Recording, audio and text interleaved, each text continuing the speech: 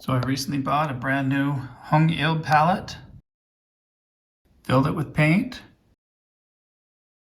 and I was hoping to use it as my new studio palette. Only one problem.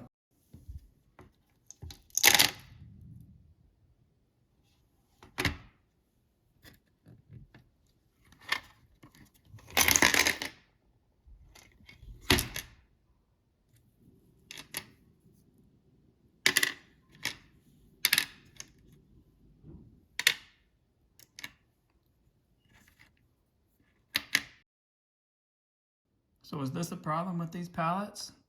The paint just won't stick in the wells? Has anyone else experienced that with these type of palettes?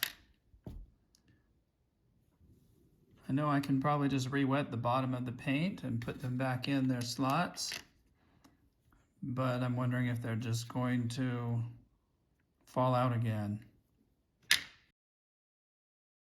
Guys, it looks like I'm still looking for the perfect studio palette. If you have any suggestions, leave me a comment.